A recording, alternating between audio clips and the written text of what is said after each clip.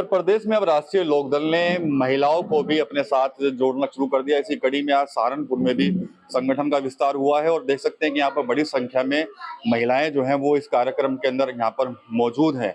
और राष्ट्रीय लोकदल की जो महिला प्रकोष्ठ की जो प्रदेश अध्यक्ष हैं परिंदा सिंह जी, वो आज यहाँ पर आई हैं। तो कहीं ना कहीं महिलाओं को एकजुट करने के लिए एक बड़ा कैंपेन जो है वो राष्ट्रीय लोकदल की तरफ से चलाया जा रहा है। सीधे हम बात करेंगे। अरे श्रीमती जी, कुछ तो सस्ता लो। नहीं श्रीमान जी, सब बढ़िया लो। इसमें क्या खास बात है? थोड़े में ज्यादा स्वाद, यही तो है इसकी खास बात। क्या स्वाद है? अरे मेरे राजा, राजा प्योर मसाला। परिणीता जी से और उनसे जानेंगे कि आखिर जो कार्यक्रम की शुरुआत की गई है महिलाओं को जोड़ने की, उसके बारे में इनसे डिस्कस कर लेते हैं। मैडम, आप सहारनपुर आई हैं आज और देख रहा हूं कि राष्ट्रीय लोकदल में भी आज महिलाओं की जो उपस्थिति जो है वो अच्छी तादाद में देखने को मिल रही है। जी, आज सहारनपुर आगमन हुआ हमारा और हमारे पार्टी की तरफ से एक सदस्यता अभियान चल रहा है जो हमारे जयंत चौधरी जी को अक्टूबर में जो उनका इलेक्शन होगा उसके लिए ये 14 अप्रैल से 15 अक्टूबर तक का ये अभियान चल रहा है, जिसके तहत हम लोग उत्तर प्रदेश के हर शहर में जाकर के अपने राष्ट्रीय लोकदल में महिलाओं को, क्योंकि मैं महिला प्रकोष्ठ से हूँ, तो महिलाओं को सदस्यता अभियान और पद देने का कार्य चल रहा है, जिसके तहत आज सहारनपुर में आगमन हुआ।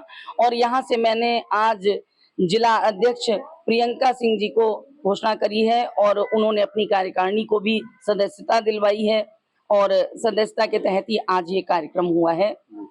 26 का चुनाव है पंचायत का, उसके बाद फिर 27 है, तो कितनी भागीदारी मिल जाएगी इन महिलाओं को? देखिए, 33% की तो मांग हो ही गई है, 33%, लेकिन मैं एज ए प्रदेश अध्यक्ष 50% चाहती हूँ। वो इसलिए क्योंकि हम आधी आबादी में हैं और आधी आबादी, हम माइनॉरिटी में नहीं है, हम आधी आबादी में, तो हमको 50% मिलना चाहिए।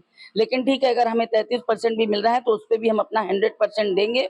और इसी के तहत ये जगह जगह मेरे कार्यक्रम हो रहे हैं कि ताकि महिलाएं पहले जिला पंचायत इलेक्शन 26 में अपना दमखम दिखाएं, ताकि हम बता सकें कि हम महिलाएं भी किसी से कम नहीं है और 27 के इलेक्शन में हम सामने से आकर के मांग सकें टिकट। देखिए, आप एनडीए का हिस्सा है, आपकी पार्टी भी, और एनडीए के ही जो बीजेपी के कुछ नेता हैं उनके कुछ वीडियोस आजकल बहुत वायरल हो रहे हैं महिलाओं को लेकर, तो इस पर आप क्या कहेंगे, क्या टिप्पणी करना चाहेंगे? देखिए, हम ये नहीं कह सकते, समाज में अगर 90% अच्छे लोग हैं तो कुछ उदंड हैं, उनके ये काम है तो उनपे हम लोग ध्यान ही नहीं देते हैं। वो अगर ऐसा कह रहे हैं, हम अपनी चाल चल रहे हैं, अपना काम कर रहे हैं। कुछ बच्चे होते हैं ना घर में भी, कुछ सीधे होते हैं, कुछ शैतान होते हैं, तो शैतान बच्चों को थोड़ा समझा के ही सही रास्ते पे लाया जाता है। तो उस विषय पे तो बात करना ही बेकार है कि वो अगर ऐसा बोल रहे हैं तो ये उनकी गलती है और नासमझी है, बाकी ऐसा कुछ नहीं है। सांसद हैं चंद्रशेखर आजाद, उन पर भी एक महिला ने आरोप लगाए हैं, तो वो महिला भी कहीं ना कहीं इंसाफ की गुहार लगा रही है। रोनी गावरी एक